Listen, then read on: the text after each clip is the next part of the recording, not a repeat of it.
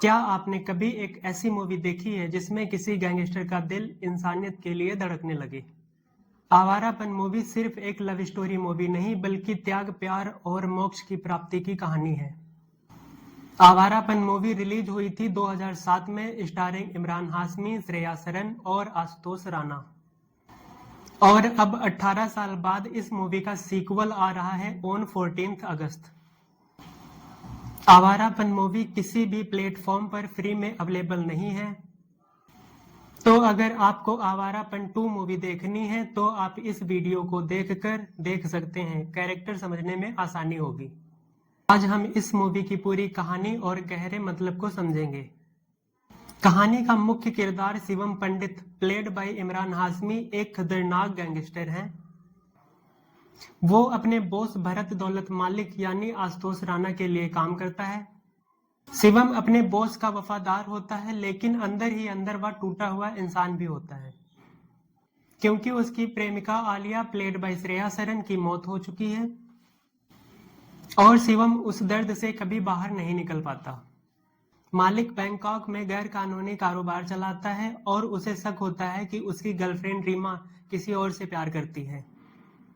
वो शिवम को रीमा पर निगरानी रखने को कहता है और साथ में कहता है कि अगर वो मुझे धोखा दे रही है तो तुम उसे मार देना। शिवम रीमा की जासूसी शुरू करता है। धीरे धीरे उसको पता चलता है कि रीमा किसी गलत इरादे से नहीं बल्कि एक कबीर नाम के लड़के से वो सच्चा वाला प्यार करती है। रीमा और कबीर दोनों ही पाकिस्तानी होते हैं। रीमा मालिक की कैद जैसी जिंदगी से निकलकर कबीर के साथ नई लाइफ की शुरुआत करना चाहती है।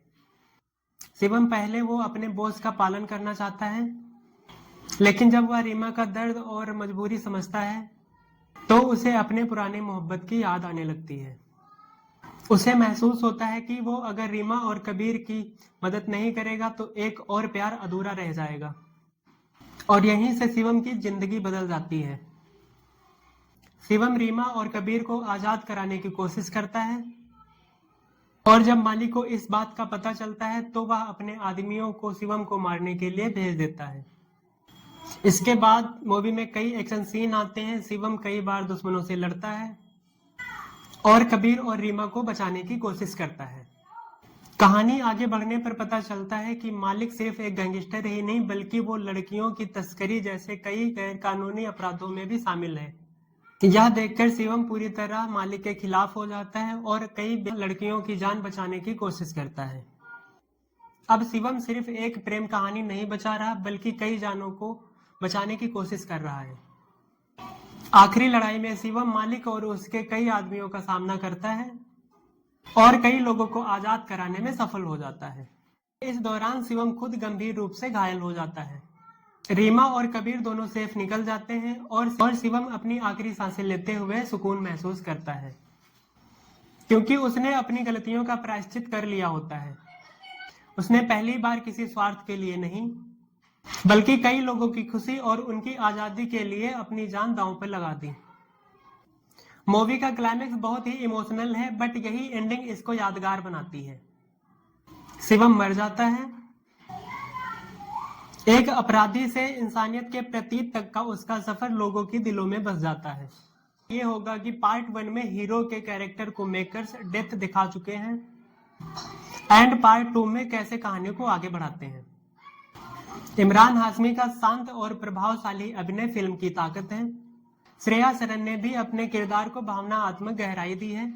सॉन्ग्स और बैकग्राउंड म्यूजिक प्रेजेंटेशन को और पावरफुल बनाते हैं, इसीलिए इस मूवी के सॉन्ग्स आज भी याद किए जाते हैं। अगर ये मूवी इस टाइम रिलीज हुई होती तो मैं आराम से इस मूवी को 5 में से 5 स्टार देता। ओके, बस इतना ही था। वीडियो अच्छी लगी हो तो चैनल को सब्सक्राइब करें और साथ में बेल आइकन दबाना ना भूलें। अगर आपको दूसरी किसी मूवी के बारे में जानकारी चाहिए तो कमेंट में आकर जरूर बताएं। मिलते हैं आपसे अगले मूवी रिव्यू वीडियो में, तब तक के लिए बाय।